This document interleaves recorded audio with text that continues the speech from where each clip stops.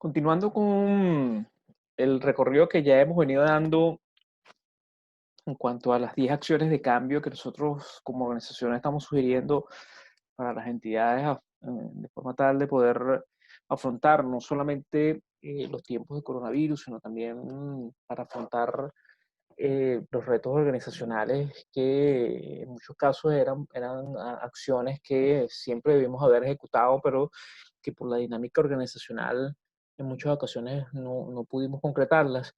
Pues en la organización, en la firma, en García Gómez, persistimos, ¿no? Con la idea de seguir desarrollando esos 10 ejes que consideramos que son importantes. Ya en un trabajo ya previamente publicado, realizado por mi socio Dines Milano, abordamos parte del tema laboral, ¿no? Allí sugerimos 3 acciones inmediatas y ya de largo plazo, de mediano y largo plazo, en aras de poder eh, satisfacer, ¿no? Las expectativas de nuestros trabajadores en aras de poder continuar operando en un mercado, por supuesto, tan complejo como el que estamos viviendo. Indudablemente esos temas deben seguir siendo abordados y en esta oportunidad el trabajo que el microanálisis o la microinvestigación que llevamos a cabo está relacionada puntualmente con lo que es el teletrabajo, ¿no? Y su impacto en las organizaciones y su impacto en el quehacer, ¿no? De las organizaciones. En función a eso, pues trabajamos este análisis que se adelanta incluso en, en nuestras redes sociales, un trabajo publicado en mi blog, Actualidad Financiera y Fiscal. Ya yo mostraba parte del resultado de nuestro análisis, donde fundamentalmente pues, llegamos a la conclusión de que el teletrabajo no es una tendencia, sino el teletrabajo realmente es un camino que debemos abordar, que en Venezuela no lo abordamos en su oportunidad, producto del rezago que tenemos, que hemos tenido durante los últimos 20 años. Sin embargo, pues algo que nos llega en este momento por obligación, pero que la verdad no es un tema nuevo, ¿no? Entonces, en este trabajo, en estos próximos minutos de este video, pues la idea es que podamos compartir con ustedes ese resultado de esa micro investigación y, por supuesto, seguir abordándola. Y, por supuesto, obviamente, bienvenidos todos los comentarios que tengan a bien hacer, porque es fundamental que podamos construir, ¿no? En torno a esta realidad. La agenda de este video fundamentalmente va a ser hablar un poco de los antecedentes, definiciones, vamos a hablar un tanto de los resultados de las reuniones de la OIT, vamos a hablar de las ventajas y los inconvenientes y dificultades del teletrabajo, vamos a hablar de los espacios compartidos como una oportunidad de negocio y un método de optimización de costos, vamos a hablar de los retos del mercado venezolano y por supuesto al final vamos a redondear todo con algunas conclusiones y recomendaciones que consideramos convenientes, ¿no? ¿De dónde nace el teletrabajo? Fíjense que no es algo nuevo, es desde del año de los 70, de la década de los 70 con la crisis petrolera. ¿Qué originó esta crisis petrolera? Bueno, básicamente un encarecimiento de los medios de transporte y un encarecimiento del combustible. Esto que logró que, por supuesto, muchos trabajadores pues terminasen ponderando que era más beneficioso si quedarse en casa o si trabajar. Pues evidentemente, cuando tú haces esa ponderación, pues llega un punto en el que en muchos casos tú pudieses decir, me sale más barato quedarme en casa que salir a trabajar, porque si salgo a trabajar me expongo, y igual voy a gastar todo el dinero en transporte público o voy a gastar todo el dinero en gasolina. Eso hizo que las empresas tuvieron que replantearse la situación y pensar en que establecer telecentros en los suburbios o establecer regímenes laborales en domicilio de los trabajadores, pues al final iba a hacer que se mantuviese la organización en pie y que producto de esto se logró, las empresas lograron visualizar una reducción interesante en servicios de calefacción y climatización, por ejemplo. Dado que los trabajadores estaban en sus domicilios o estaban en sitios que fueron alquilados para que fuesen compartidos por personas que vivían en zonas pues, cercanas y donde el traslado pues, iba a ser más sencillo. Eso, en algunos casos, según los resultados que se originaron en esa época, que por supuesto sería interesante seguir avanzando en esos detalles, Sin embargo, los resultados que ellos principalmente consideraban era que eso había mejorado el equilibrio entre la vida familiar y la vida laboral de los trabajadores, aumentó la moral y aumentó la productividad. Fíjense qué cosa tan interesante, ¿no? Ojo, estamos hablando de un año 1970 donde la tecnología no es lo que tenemos hoy en día. Sin embargo, ya se visualizaba que en la medida que la tecnología fuese mejorando, el progreso iba a estar cada vez más a la vuelta de la esquina, cosa que es totalmente cierto. Fíjense, la OIT ha analizado este tema hace años. Los análisis que tenemos son del año 2015 y 2016, los más importantes, ¿no? O los que vamos a citar nosotros en este trabajo. Eso lo que demuestra es que la OIT ya desde hace un rato, fíjense, más de 5 años, ya estaba dándole vuelta a que este es un asunto que es el futuro de los negocios. No es un asunto del hoy, no es un asunto, esto es pre-COVID. Entonces es interesante que ya ellos hayan considerado que la tecnología de la información y la comunicación iba a ser el eslabón principal para poder generar unas condiciones de alto rendimiento para que las empresas pudiesen laborar con la posibilidad del teletrabajo, conciliando las responsabilidades profesionales y familiares. Claro, ellos ya visualizaban un gran reto, que era el hecho de que pudiésemos estar ante dos extremos, el extremo de las personas que estando en casa se ocupasen más de sus actividades laborales y se desconectaran prácticamente de su familia, y los que fuesen al revés, que tuviesen más integrados a sus labores familiares y sus actividades laborales las dejaran postergadas. Entonces es un arma de doble filo, como concluían ellos en su oportunidad del 2015. Ya para el 2016, fíjense que ellos entraron dentro del mundo de las definiciones, ¿sí? Entonces es muy interesante ya poniéndole nombre y apellido a cada cosa.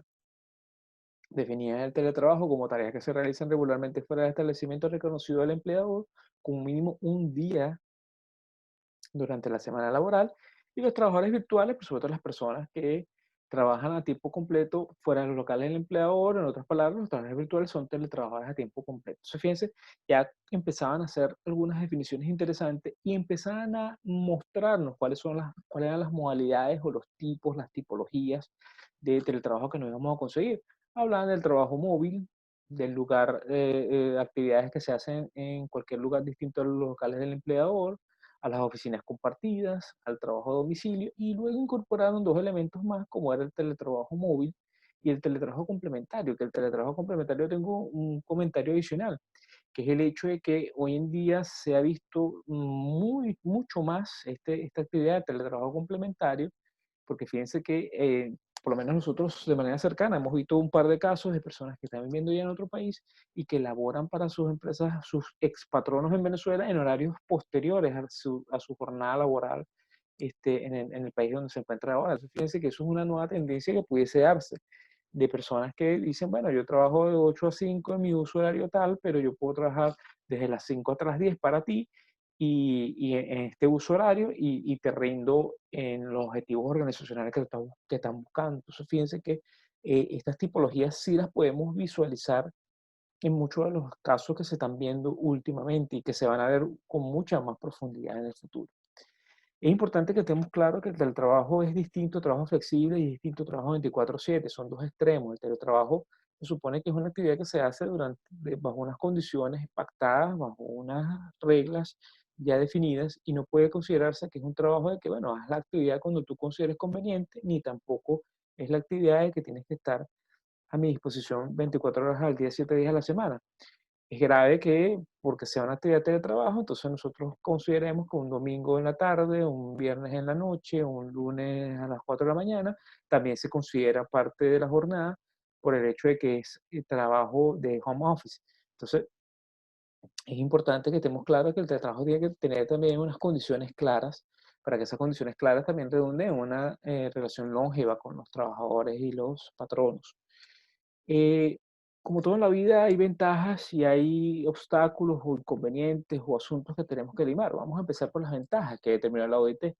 Primero, se amplía la cantera de trabajadores calificados. Para mí esto es un punto súper importante. Antes nuestro mercado se circunscribía a las personas que estaban en nuestra localidad. Con el teletrabajo nosotros ya pudiésemos aspirar a conseguir el mejor perfil para el cargo que estamos buscando, independientemente que se encuentre o no en nuestra región, en nuestro estado, en nuestro país. Fíjense que eso abre un abanico bien interesante.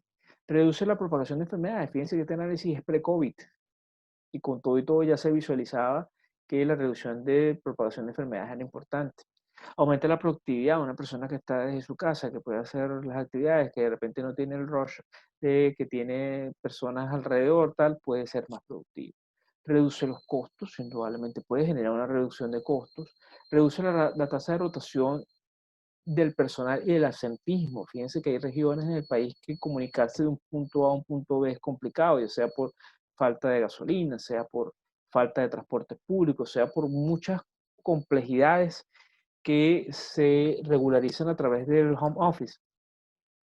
Aumenta la motivación del personal, equilibrio familiar, disminución de costos familiares, ahorro. Hay muchos trabajadores que dicen, si yo estoy trabajando desde mi casa, me ahorro el transporte, me ahorro el estacionamiento, me ahorro, tengo unos costos asociados que puedo disminuir. El simple hecho de la ropa, tengo que comprar ropa de tanto en tanto para ir a la oficina. Hay muchos elementos que se mejoran sustancialmente desde el punto de vista familiar. Cumplimiento en la contratación de personal de necesidades especiales. Las normativas venezolanas, las normativas en el mundo exigen que las compañías contraten personas con discapacidades. Yo pudiese contratar personal con discapacidad para que haga tareas muy específicas, puedo cumplir con esa normativa y puedo hacerlo a través de los home office. Mejorar la estrategia de continuidad de la empresa. Bueno, fíjense, si las empresas venezolanas hubiesen tenido un plan de home office ya prediseñado, muy altamente probable hubiesen podido redireccionar las actividades rápidamente y mantenerse en pie incluso bajo estas condiciones adversas. Y la reducción de la huella de carbono, que está muy asociado a las ODS y las ODM, pero fíjense un punto importante, en muchos países en lo que es una obligación legal, hay países en los cuales se pide que los trabajadores, que las empresas creen perfiles donde los trabajadores puedan estar al menos un par de días trabajando desde casa. ¿Para qué? Para evitar contaminación, para evitar tráfico, para evitar algunos asuntos que, por supuesto, obstaculizan una vida sana en una ciudad, en ciudades capitales, principalmente donde el tráfico de la gente y la contaminación son puntos importantísimos. Entonces, no, el home office no solamente puede ser un tema de disminución de costos y tal, sino también puede ser un tema regulatorio. Ojo con eso, que eso pudiese también venir para el caso venezolano. Algunos inconvenientes que se generan con esto, bueno, falta de contacto personal con los demás colegas de trabajo, eso puede ser un tema importante. Problemas de supervisión, producto de la autogestión de los colaboradores. Si nuestros colaboradores paradigmáticamente necesitan de nosotros constantemente, estemos dándole retroalimentación, por supuesto, se puede convertir en un problema. Difuminación de la separación entre vida laboral y privada, mayores posibilidades de conflicto entre ambas. Eh, para personas, algunas personas es muy beneficioso estar en su casa todo el día, para otras no tanto, para otras pudiese generarles conflicto con su pareja, con sus hijos. Es un tema que a todos no les sirve ese traje a la medida. Retos para constituir la totalidad o constituir la totalidad o una parte de tareas del trabajador, sobre todo cuando son actividades que son donde una está amarrada a la otra y son personas distintas las que están encargadas, pues eso puede ser un reto de coordinación. Dificultades para desconectarse del trabajo, evidentemente, si estás en casa, pues tienes que tener unos hábitos y puede ser a veces complicado. El aislamiento social y profesional, eso puede generar, por supuesto, todo un tema psicológico que tiene que ser atendido. Problemas de seguridad con información, confidencialidad, marca y propiedad intelectual. Para mí esto es un punto súper importante. El hecho de que los trabajadores estén desde el teletrabajo puede generar ciertas dudas en cuanto al manejo confidencial de la data, de la información, cosas que son de uso exclusivo de la compañía. Y por supuesto todo lo que es el manejo de marcas y propiedades intelectuales es un punto muy importante que debe ser abordado. Requiere mayores exigencias desde el punto de vista de TIC para los trabajadores y para la empresa, requiere un mejor manejo de la tecnología y por supuesto esto no es un traje que le quede bien a todos, esto es un traje que nada más le queda bien a ciertas actividades que pueden ser llevadas a cabo a través del teletrabajo. Hay actividades que evidentemente usted no puede pretender de que en un almacén, en una tienda de retail, pues evidentemente en ese tipo de ocasiones el teletrabajo no aplica. El teletrabajo aplica principalmente para actividades que son de carácter intelectual, de carácter administrativo, financiero, contable, legal, de tecnología. Sí puede quedar muy bien este traje, pero para actividades operativas, evidentemente, esto no es un traje que pueda utilizarse. Para ser exitoso desde la perspectiva legal y que se den reglas claras, fíjense que hay unos nuevos elementos que deben ser identificados y deben ser discutidos y deben quedar debidamente registrados en los contratos. Ya no basta con el hecho que yo piense que el trabajador va a estar de 8 a 5, va a hacer una labor, este es tu perfil del cargo, esto es lo que espero de ti, ya eso no es suficiente. Hoy tenemos que estar claros que si esa persona va a trabajar para nosotros a tiempo parcial o tiempo completo, hay actividades, hay labores que se pueden hacer perfectamente en unas horas o en unos días determinados. No hace falta que yo contrate a una persona para que esté 5 días a la semana de 8 a 5. Si lo que realmente está haciendo es una labor que lo puede hacer en 2, 3 días o 2, 3 horas.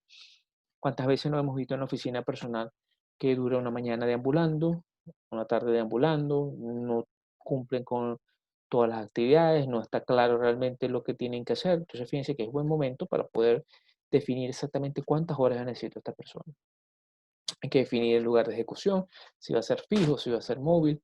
Vamos a tener que definir el horario, si es fijo, si es variable, si yo necesito que esté conectada de 8 a 5 porque es un call center, o si es variable, es decir, cada vez que hagas un proyecto tú me lo entregas, tienes un deadline, y yo sé qué espero de ti, cuándo espero de ti el tal producto, si la colaboración va a ser alta o baja, si yo espero de ti proactividad, no la espero, si tu trabajo requiere sincronización con otras tareas o si no la necesita. Y por supuesto un tema súper importante que es el de autonomía.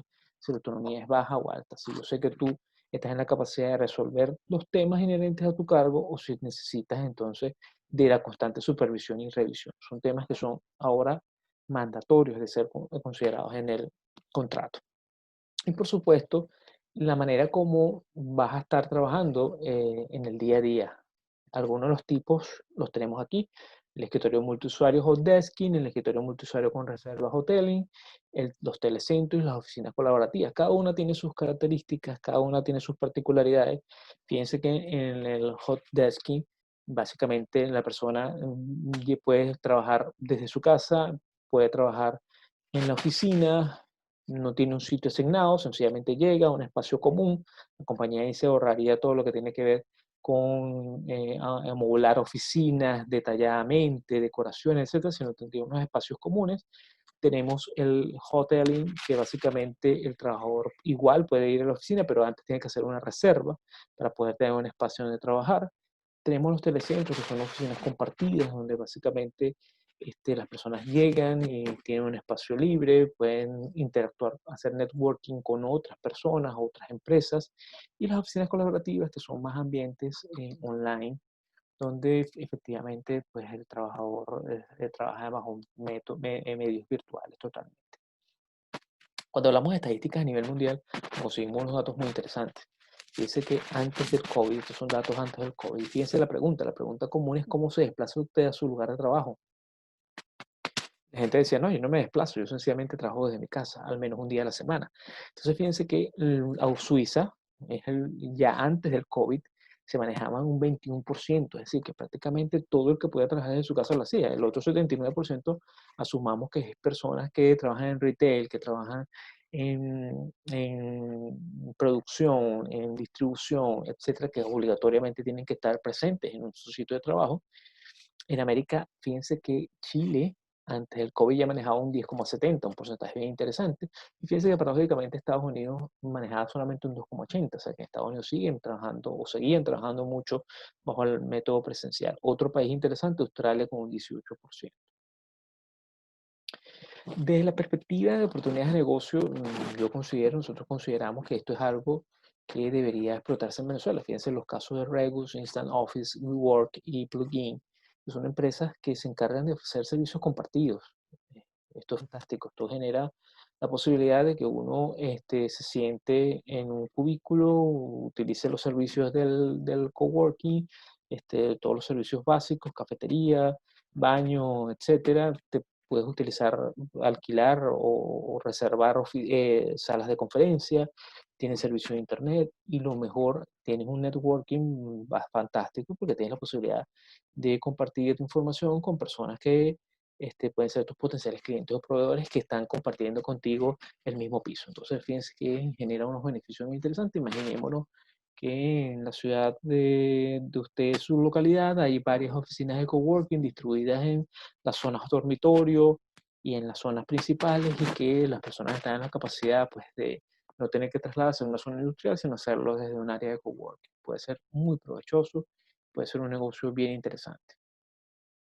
Ya abordando el caso venezolano, pues desde el punto de vista legal siempre se ha hablado que la combinación de tareas, subordinación y remuneración, más la elaboración de un test de laboralidad ya nos lleva a la definición de lo que es un trabajador, ya sea bajo un método convencional o teletrabajo. Lo importante aquí es que todas las condiciones, todas las características de ese trabajador estén contenidas en un contrato de trabajo. Eso es clave.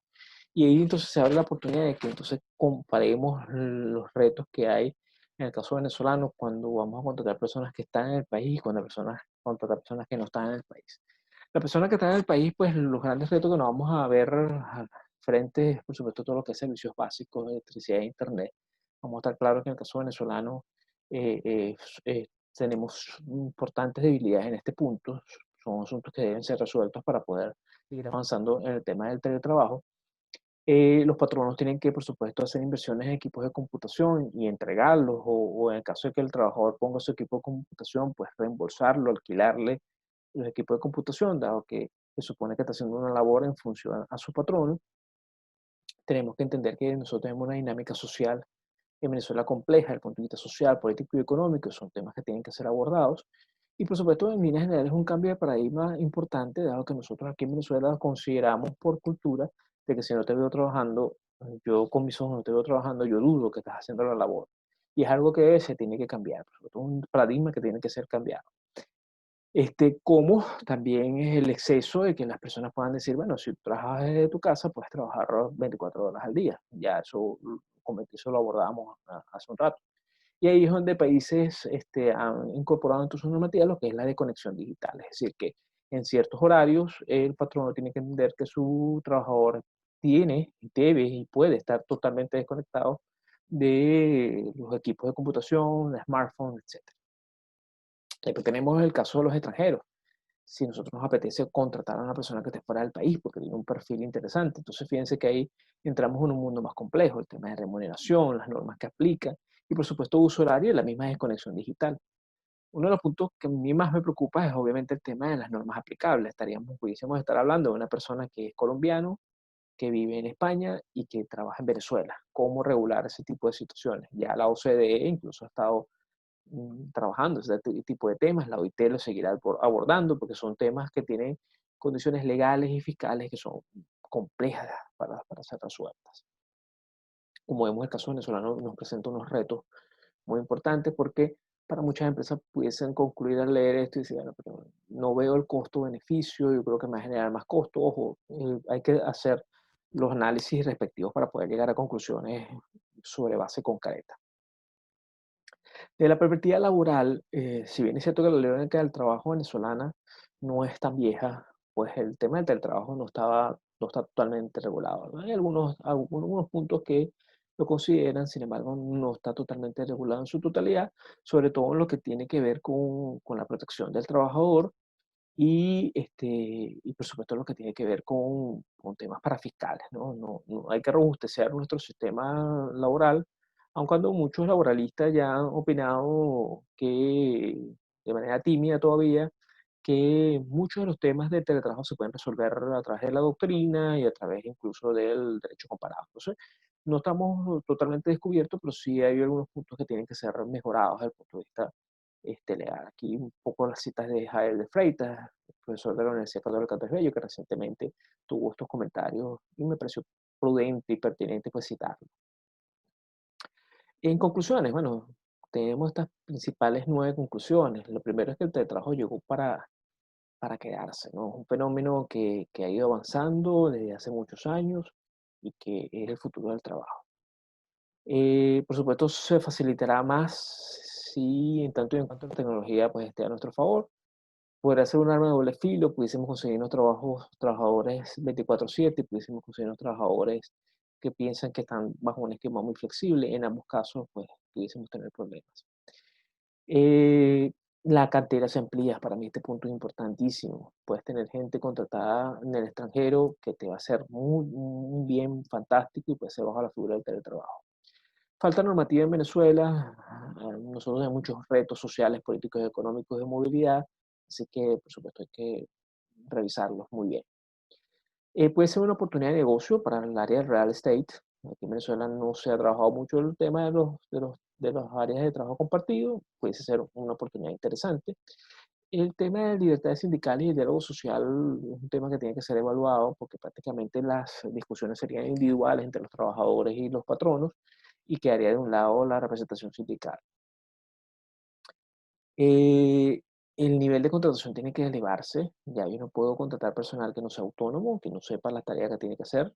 Tenemos que tener personal que esté claro de lo que tiene que hacer. Si no, pues hay altas probabilidades de que haya muchos problemas. Y para mí, definitivamente hay una potencial disminución de costos, dado que eh, a largo plazo, pues pudiésemos estar ahorrándonos muchos costos asociados a mantenimiento, reparaciones, etcétera, que van a ir inmersos dentro de una factura mensual por la utilización de unos espacios compartidos, sin dejar de lado la posibilidad de hacer unas alianzas y unos networking súper interesantes, producto de la relación de distintas empresas en una misma área. A nivel de recomendaciones, pues yo puntualicé estos cuatro grandes puntos. El primero, evaluó su estructura en relación costo-beneficio. Tiene que ver exactamente, customizar su estructura, es importantísimo. De ahí la customización tiene que determinar cuáles son las áreas que pueden funcionar bajo la modalidad de teletrabajo y cuáles tienen que ser presenciales de forma total o parcial. Debe identificar los estándares y los procesos de forma tal que pueda ser sujeto a supervisión. Debe haber unos procesos, unas prácticas operativas, unas tareas muy bien definidas para poder saber qué es lo que tiene que hacer cada persona, en qué momento y poder hacer seguimiento de del cumplimiento de sus actividades y, por supuesto, entender de que nosotros cuando vayamos a contratar a alguien tenemos que estar muy claro de su entorno social. Si esa persona vive bajo condiciones que no nos va a permitir nunca cumplir con un teletrabajo, es imposible que nosotros lo contratemos. Importantísimo, el contrato de trabajo tiene que estar más claro que nunca, las condiciones tienen que estar muy bien definidas entre las partes y esto tiene que ir al lado de un test de laboralidad para que todo quede extremadamente claro de cuál es la relación del trabajador y del patrón. Ya para concluir, aun cuando esto tampoco es algo que les sirva a todos a la perfección, la OIT considera que lo que importa no es dónde se realiza el trabajo, sino el resultado que se obtiene. Entonces, definitivamente, dependiendo del perfil del cargo, lo importante es que se cumpla con la tarea y que cumplan los objetivos organizacionales. Eso es fundamental. Bueno, muy agradecido por haber llegado hasta este punto en el video. Estas son algunas de nuestras presentaciones en YouTube. Seguimos avanzando en generar material que permita pues, abordar estos temas de acciones de cambio que queremos ir desarrollando y bueno, queremos seguir compartiendo información con la comunidad académica y por supuesto con el empresariado y demás interesados. Bueno, muchas gracias a todos por la atención y nuestros saludos.